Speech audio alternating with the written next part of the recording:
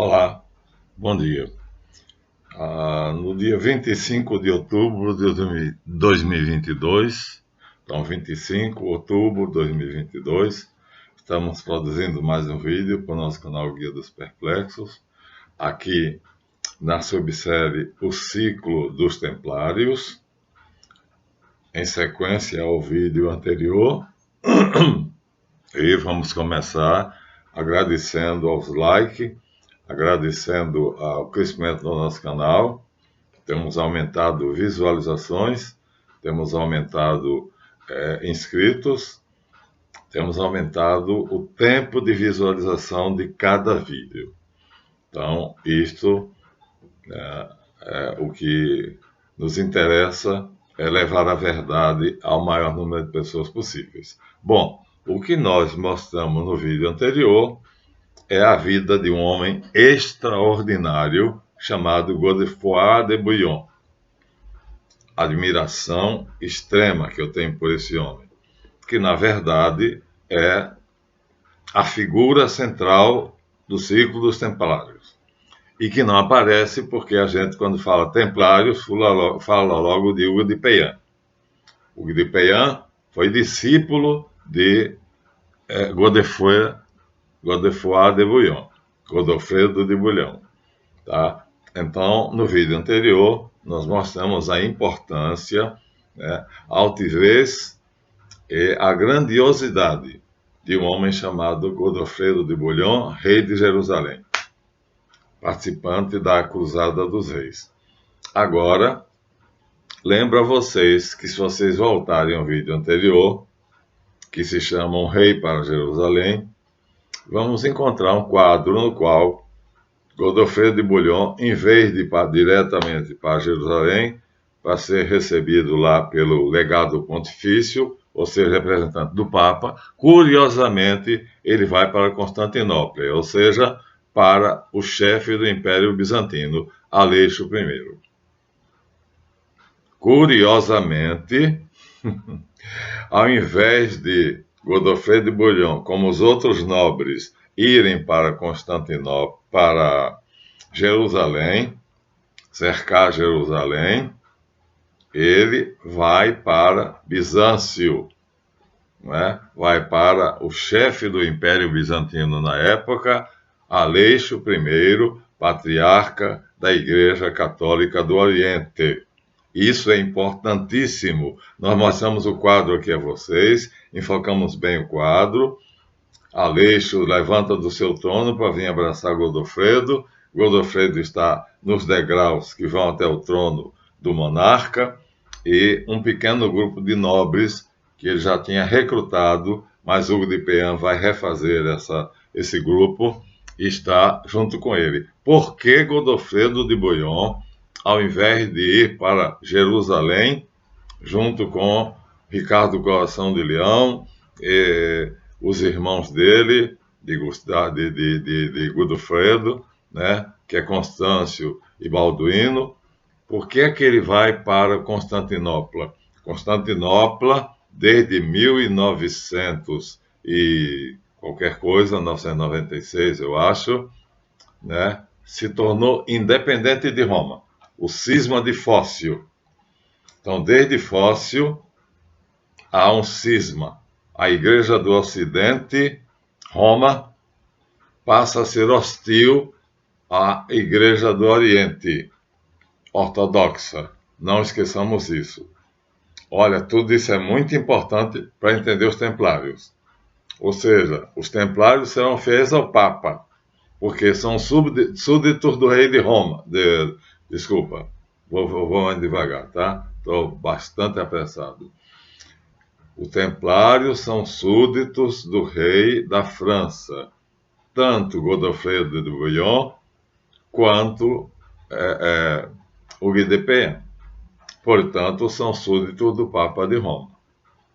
Mas, curiosamente, há um antecedente no ano 1906 ou 96, qualquer coisa aí, no ano 1900. Acontece uma cisão entre Ocidente e Oriente. O patriarca de Constantinopla não obedece mais ao chefe espiritual de toda a cristandade, que era o Papa de Roma. E aí isso se chama o cisma do Oriente. A igreja se divide em duas, católicas, ambas. Mas os católicos orientais vão ter os seus patriarcados, por exemplo, vamos voltar à Rússia, e nós vamos encontrar lá, né, Cirilo II, patriarca de Moscou e da Rússia, portanto, que não tem nada a ver com o Papa, e o idiota do Papa Francisco diz que ele era coroinha de Putin. Ah, não deu para aguentar, ó. Saiu agora, não deu para aguentar. Segurei, mas é muita idiotice, porque fizeram um acordo pelo qual, né, a Igreja do Ocidente é independente e não interfere nos assuntos da Igreja do Oriente, e vice-versa. Agora já estão, então, reconciliados, e você vê nas grandes festas de Roma vários patriarcas do Oriente, aqueles religiosos vestidos de freira, parece freira, né? Ou então com uma roupa de formatura. Pois bem, aquele tipo de veste é típica dos orientais, católicos orientais, respeitadíssimos, são tão legítimos como católicos quanto os romanos, mas não obedecem a Roma. Agora encontraram uma conciliação. E o Papa, então, deveria respeitar Cirilo II, conselheiro de Vladimir Putin, e diz idiotamente que Cirilo II não passa de coroinha de Vladimir Putin. Então, entre as injúrias que Putin tem recebido, né, Rasputin, a gente vê frequentemente aí nas mídias, ligando ele a Rasputin, porque o final Putin é igual. A gente vê ele como sendo apenas um seguidor, discípulo de Alexander Dugin. Putin tem uma cultura igual ou superior à de Dugin. Então vamos esclarecer tudo isso, mas voltemos aos Templários. Mas eu gosto de vir hoje e a história, né? Não podemos desligar o passado do presente, porque o presente é exatamente a consequência do passado. E aí está. Por que é que Vladimir Putin não deixou o protestantismo entrar na Rússia, não deixou o catolicismo romano, o Papa, entrar na Rússia? Exatamente porque ele sabe que o Papa Romano é inimigo declarado de Cirilo II.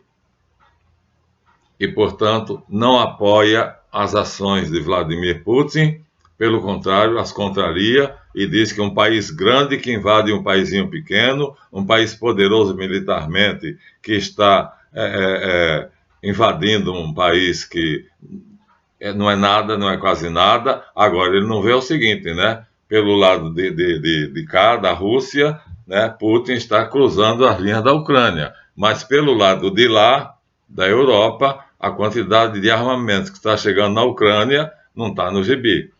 E olha, uma coisa curiosa, né? Europa está falida, Estados Unidos está falido, a OTAN está numa situação difícil. Suponho que no dia 4 de outubro vai haver uma proposta de paz mediada pelo presidente, né, meu Deus do céu, não é da Bulgária, não.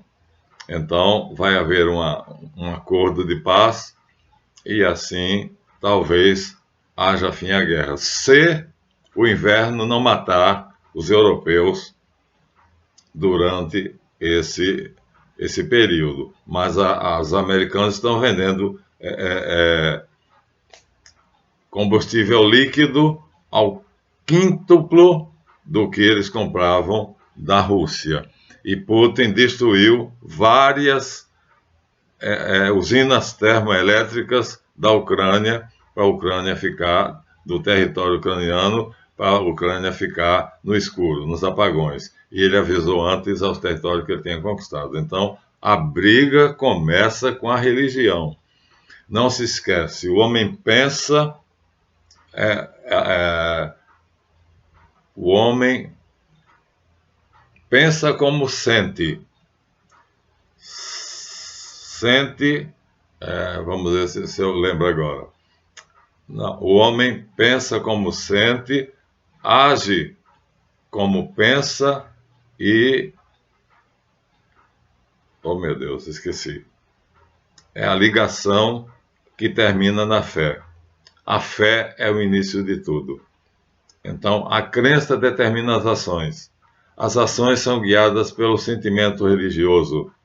O sentimento religioso é determinado pelo pensamento. Então, o homem pensa como sente e sente como crê. Age como que sente, pensa como sente, né? Age de acordo com esses sentimentos, e esses sentimentos são determinados fundamentalmente pela religião. Então vamos deixar aqui a briga de Cirilo II e o idiota do Francisco, que está de cadeira de rodas com um câncer no trocânter, vai durar pouco tempo, já até decidiu botar outro no seu lugar. Voltamos a Constantinopla. E a pergunta que eu fiz, volto agora a dizer: por que o nosso admirável Godofredo de Bouillon não vai para Jerusalém com os outros reis e nobres e vai para Constantinopla, sede patriarcal da igreja, sempre hostil a Roma, a igreja ortodoxa, desde o cisma de Fócio no ano 960, ou qualquer coisa semelhante. Não me ative à questão exata, mas é de 900 a 1000, que é exatamente quando o Império Carolíngio está se dissolvendo. E no ano 1000 é que vai acontecer as cruzadas, é que vai acontecer a burguesia, é que vai acontecer a grande revolução que vai destruir o sistema implantado por Carlos Magno e vai trazer um novo sistema. E esse sistema vai ter uma nova cabeça que vai idealizar, o que é a Kahal hebraica, que Carlos Magno se esqueceu dela, mas ela está embutida dentro do Império Carolíngio, né? E depois a Kahal hebraica, que foi fundada por Esdras, na Babilônia, em 430, acompanha todos os movimentos do cristianismo, né? Desde 430, quando Esdras funda a Kahal quer dizer Assembleia, ou seja, uma igreja. É uma igreja, portanto, fundada por Esdras, que criou seus sacerdotes especiais, os escribas, os fariseus, e uma classe sacerdotal que ele era boneco, marionetes dele, principalmente o Sinédrio, que condenou Jesus. Então, esse grupo, desde 430, ele vem crescendo, toma o Templo de Jerusalém, toma o tesouro do templo, e no ano 35 a.C., eles já mandam em Roma, na Ciro-Fenícia e em Jerusalém. Ou seja, já tem o domínio praticamente do mundo. Já estabeleceram praticamente um império que não é mundial ainda, mas é bastante grande. Mas eles não estão satisfeitos, ainda vão querer mais. Só assim vocês vão entender a guerra russo-ucraniana. Eles vão querer mais. Já são donos da Babilônia, já são donos da Palestina, já são donos da Ciro-Fenícia, que está ligada à Palestina, é limítrofe, Fenícia e Síria, e mandam em Roma por causa dos sicários, que são um grupo encarregado de eliminar, são o primeiro grupo terrorista do mundo. Judeus, vindo de Jerusalém, que recebiam ordem para eliminar qualquer romano que tentasse impedir que os escribas e fariseus de Esdras tomassem conta do mundo. Começa agora a utopia do Império Mundial. Pronto. Minha gente, bota na cabeça.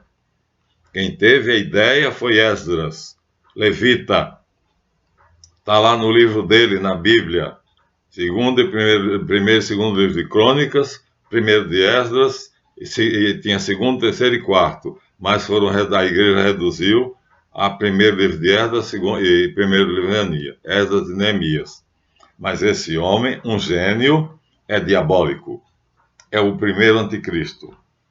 E ele estabelece um plano estupidamente diabólico, um império mundial. E consegue. Hoje, o que a Rússia está fazendo é tentando impedir que esse império, que é representado pela OTAN, que já está em maus lençóis, porque ela não sabe se aceita a Ucrânia ou se não aceita a Ucrânia, porque se ela aceitar a Ucrânia, a Rússia vai mandar os mísseis dela contra Washington, contra Miami, contra a França, vão ser alvos. Macron já tirou dele, né? Já disse, se a Ucrânia está na OTAN, estou fora do jogo, não mando mais armas. A Inglaterra está numa confusão danada, sai ministro, entra ministro, sai Boris Johnson, aquele louco, entra Liz Truss, que também já saiu, agora não se sabe quem é o novo ministro, mas Boris Johnson voltou às pressas, no desejo, na ambição de ser reeleito, reaceito. A Inglaterra está uma merda. A Europa está uma merda.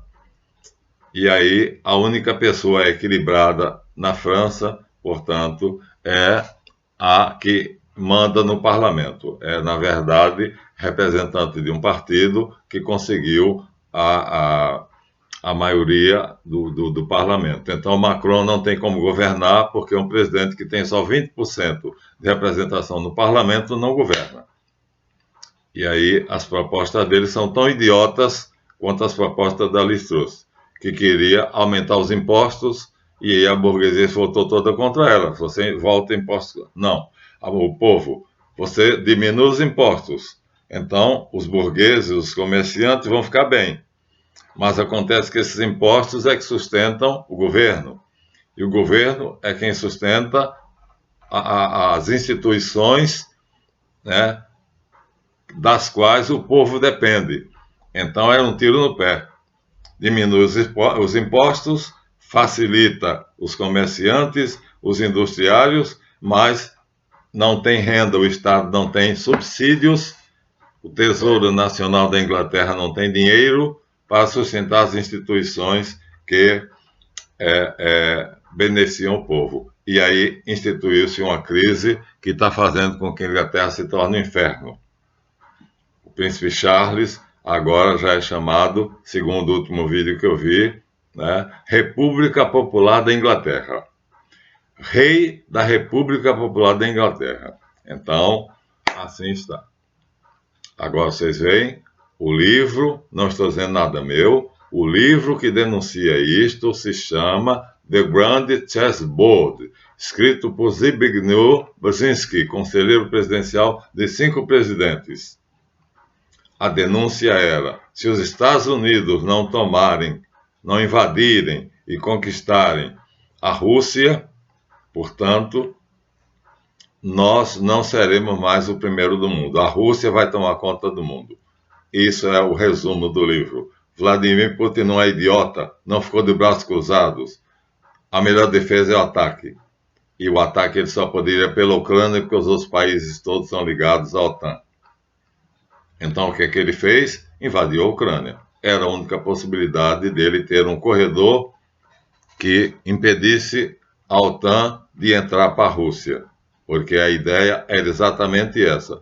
Só faltava aos escribas de Esdras, a Carral, conquistar a ASEAN, a União Asiática, Rússia, China, Indonésia e países da Ásia. E aí o idiota do Brzezinski, que é perito em geoestratégia, escreve esse livro. Ora, bolas, ele entregou a galinha dos ovos de ouro, ao dizer no livro, vocês podem, eu tenho ele, está em inglês, não tem tradução, mas eu tenho ele, The Grand Chessboard, o grande tabuleiro de xadrez. Foi demitido do cargo por Obama, porque abriu a boca e disse o que era um segredo. Os Estados Unidos iam invadir a Rússia. Essa é a verdade, minha gente. Portanto, parem de chamar Putin de segundo Bigodinho, que começou invadindo a Polônia e depois a Áustria, e que ele quer restaurar a União Soviética, anexando os territórios que estão próximos da Rússia. Tudo isso é imprensa marrom, a imprensa que quer desmoralizar um homem que é o único estadista vivo, o maior estadista. Agora estou denunciando isso aqui claramente e tomando posição, porque é preciso muita burrice. Leiam o livro de Grande Chessboard, botem, pelo menos eu tenho resumo, peçam pelo meu e-mail, mandarei o resumo. Qualquer um de vocês pode pegar, embaixo desse vídeo tem meu e-mail. Então peguem meu e-mail e mandem. Professor, eu quero o resumo do livro de Brzezinski, o nome é difícil, Zbigniew Brzezinski, conselheiro presidencial dos presidentes americanos, o grande tabuleiro de xadrez, em inglês, The Grand Chessboard. Mandarei para vocês, para cada um que pedir. Aí vocês vão entender por que Putin invadiu a Ucrânia. Né? Não era porque queria expandir, voltar ao tempo de Pedro o Grande. Olha, as ideias são as mais absurdas possíveis. Putin, que era um segundo Rasputin, olha a safadeza, a sacanagem, queria voltar ao tempo de Pedro o Grande, o conquistador, primeira ideia. Segundo, Putin queria voltar à URSS, União das Repúblicas Socialistas Soviéticas, trazendo de volta as republiquetas que a União Soviética perdeu porque não podia sustentar. Segunda hipótese. Terceira hipótese, Putin é movido pelo mesmo impulso conquistador, imperialista do bigodinho fino, que vai querer conquistar o mundo, porque ele acha que ele tem mais culhão do que qualquer outra pessoa da Terra.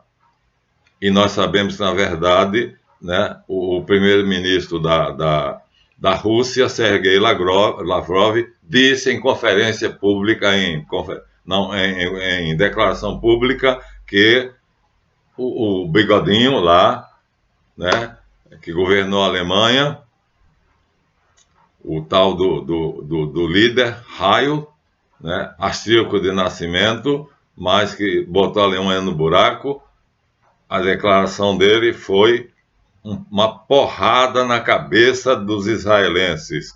Ele disse claramente que o líder da Alemanha na Segunda Guerra Mundial era judeu. Disse claro, o vídeo está aí na internet para todo mundo ver, para a indignação de Israel. Então, se esse homem era judeu, por que é que ele matou 6 milhões de judeus? Há alguma coisa de podre na Dinamarca. Vocês têm que entender os bastidores da história. Além do mais, outra coisa aqui que eu vou dizer para vocês. Né? O bigodinho lá, nos fornos crematórios que ele mandava para a Polônia, mandava para a Ucrânia, para a Alemanha não ficar com a culpa de ser a exterminadora da raça semita, do antissemitismo. Ele deixou poucos campos na Alemanha e mandou para outros países, dividindo assim os países que matavam os pobres judeus sefaraditas, que eram denunciados pelos Askenaz, segundo Jacques Bernstein, judeu Askenaz. Tudo era um plano. A Segunda Guerra Mundial foi um jogo, tudo planejado. Para quê? Para dar o Estado de Israel ao Barão de Rothschild, como está na Declaração Balfour, que vocês podem ler em qualquer site. Escrevam Declaração Balfour e vocês vão ver que o primeiro-ministro Arthur Balfour diz que a rainha da Inglaterra, Sua Majestade Britânica, vê com simpatias as aspirações sionistas na Palestina. Filho da puta! Como é que ele pode ver com simpatias as aspirações da invasão da Palestina pelos judeus askenazes. Pois é, tudo isso é história, sabia? Se você não sabe, porque você não estuda história. E o que é que aconteceu? Uma guerra mundial. Um Hashashin, um assassino, que nós vamos voltar daqui, nós estamos saindo demais do assunto. Não era esse o assunto. Saindo lá da Constantinopla, vamos então pegar um Hashashin, que era uma organização lá dos Templários, quer dizer, dos Templários, não, ligado aos Templários, chamado Gavrilo Princip, num desfile em carro aberto pela Sérvia, o arquiduque Francisco Fernando da Áustria assassinado friamente, não sei se ele é esposa, e tudo fazia parte de um plano para dar começo à Primeira Guerra Mundial em 1914. Então, os Hashashin ainda estão em ação, os Templários ainda estão em ação, mas os Templários jamais se unirão com a maçonaria, como diz o livro do atual grão-mestre, grão-prior dos Templários no Brasil, que são duas organizações inconciliáveis, porque o plano templário de unir as nações é lícito, chama-se sinarquia do império, e é dar a todos os países um lugar na Conferência das Nações. O que é que a OTAN fez? Disse que faria isso, mas o que é que ela fez? Ela subjugou, escravizou o mundo. Fomos escravos da OTAN. O mundo se tornou a maior prisão a céu aberto do mundo, graças a uma organização que devia ser defensiva. OTAN, Organização do Tratado do Atlântico Norte, deveria ser, segundo os seus estatutos, foi feita para defender os países. E como é que uma organização defensiva ataca o Iraque e mata Saddam Hussein? Ataca a Líbia e mata Muammar Gaddafi? Ataca a Síria e não matou al-Assad porque a Rússia interferiu? E quantos países? O Vietnã, o Afeganistão, contem quantos países essa organização que obedece a outro ramo que se uniu ao de Esdras. Se Esdras já era diabólico, então os cázaros que vêm lá do Cáucaso, quando chegam na Alemanha, eles encontram-se com os sefaraditas traidores que fazem parte da Carral. Pronto, encontrou-se a fome com a vontade de comer. Os cázaros são conquistadores, sanguinários e imperialistas.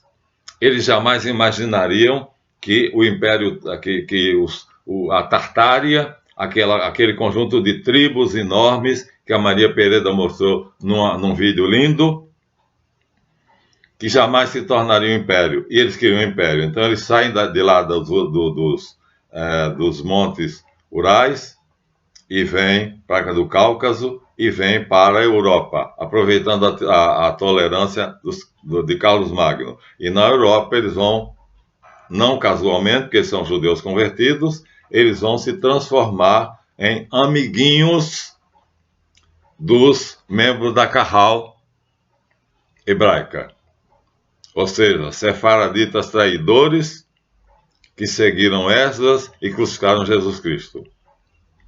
Então, nem todo sefaradita é criminoso. Por quê? Porque é uma minoria, os seguidores de Esdras. E os outros, coitados, ficaram nos guetos. Os católicos trataram eles como se fossem lixo. Um absurdo. Né? O imperador Cláudio expulsou todos os judeus de Roma devido às brigas constantes que eles causavam. E não foi morto por sorte, porque havia os terroristas chamados sicários. A primeira organização terrorista do mundo é judaica. Chamam-se sicários. Já ouviu essa palavra? Procure. É a primeira.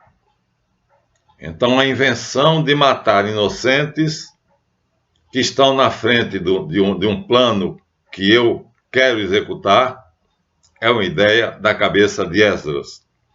Partem de Jerusalém, dominam Roma, e os nobres têm medo deles e só fazem o que o Sinédrio quer. Sinédrio, um boneco nas mãos dos escribas, que são os verdadeiros governantes de Roma, escribas e os rabinos judeus, na cidade de Yavne. Eles são espertos, né?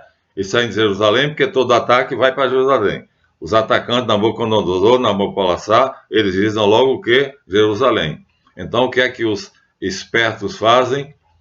Né? Os escribas fariseus ficam em Jerusalém, porque lá eles dominam. E eles vão sempre fazer um acordo com o inimigo, né? Eles são os maiores amigos de Roma. Tanto assim que na hora de buscar Jesus, são eles que vão denunciar Jesus a Pilatos. O Sinédrio. Você vê que eles conseguem sempre, vendem a mãe e entregam a domicílio.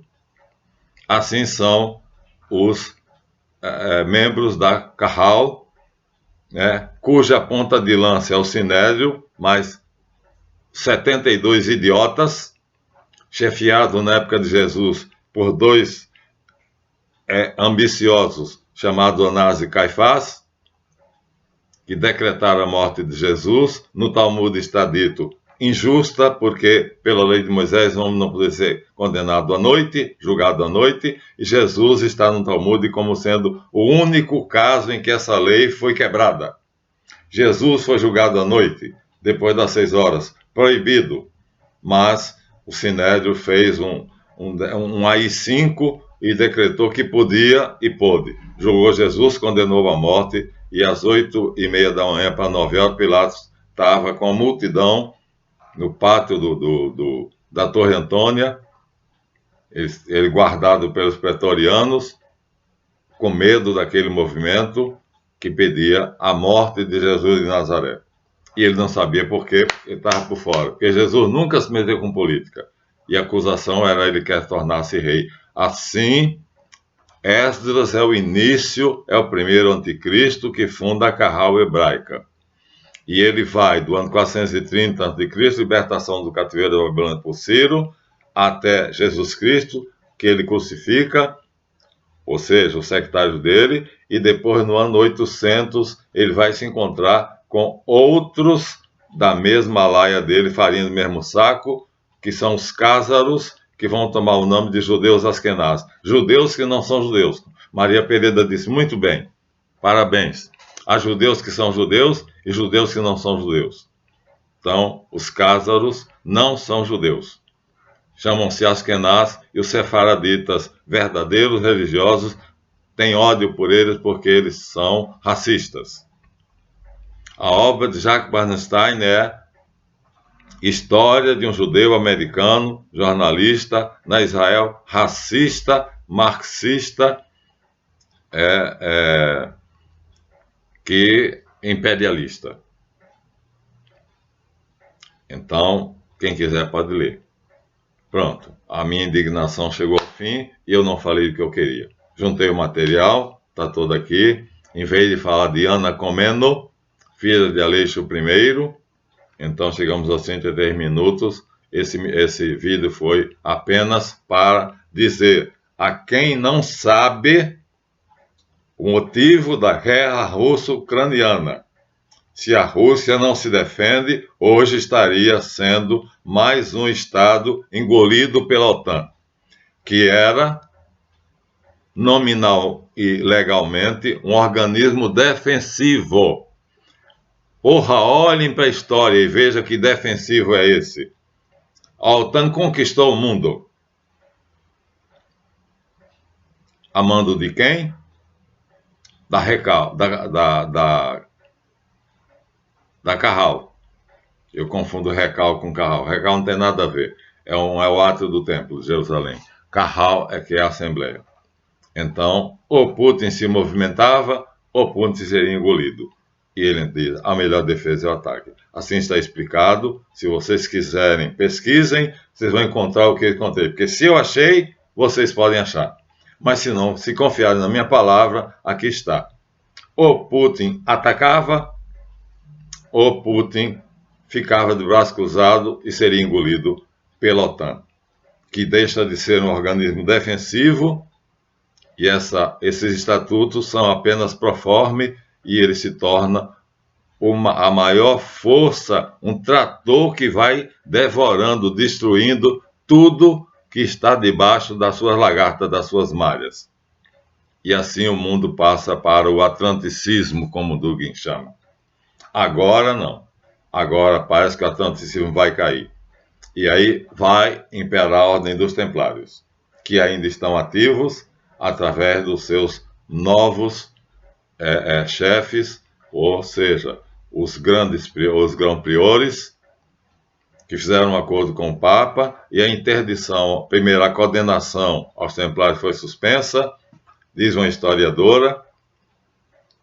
Ela tem o Vaticano tem o documento de suspensão da condenação, né? No castelo de Chinon, foram perdoados pelo Papa, ainda estavam em Chinon. No entanto, foram levados para a Bastilha.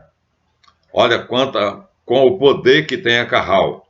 Perdoados pelo Papa em Chinon, foram levados, independente do perdão papal, pela Inquisição para a Bastilha. Para quê? Para ter uma desculpa para fazer a Revolução Francesa. Gente, vocês não entendem história. Maria Pereira tem dito muita coisa, mas ela se pende nos penduricalhos, no simbolismo, nas coisas bonitinhas que os alunos dela gostam de ver. E ainda disse, olha, se vocês não entenderam, por favor, ela está jogando dinheiro pelo ladrão, né? Olha a frase dessa insigne instrutora. Aquele que não entendeu até agora, não se matricule nessa fase do curso, porque eu não quero. Vai atrapalhar os outros. Está milionária, né? Não precisa mais de dinheiro, porque para dizer que não quer mais aluno, ela entendeu tudo, ela sabe tudo, ela é o Messias de saia, e ela diz no vídeo dela para quem quiser ver. Então, o webinário aí vocês vão encontrar o vídeo dela, ela diz isso, né? Parece que é o 2 de 7, a última gravação dela, a última série, 2 de 7. Dizer isto é considerar os alunos idiotas e dizer, não quero alunos que não entendam o que eu estou falando, e quem não entender, não se matricule nessa fase do curso. Porra, tá botando dinheiro pelo ladrão, né, doutora? Já está multimilionária, porque a senhora cobra e sabe cobrar bem, né? Eu é que sou um idiota, que dou de graça o meu material. Bom, minha gente, 38 minutos, acabamos aqui, mas quem quiser material, manda pedir por e-mail.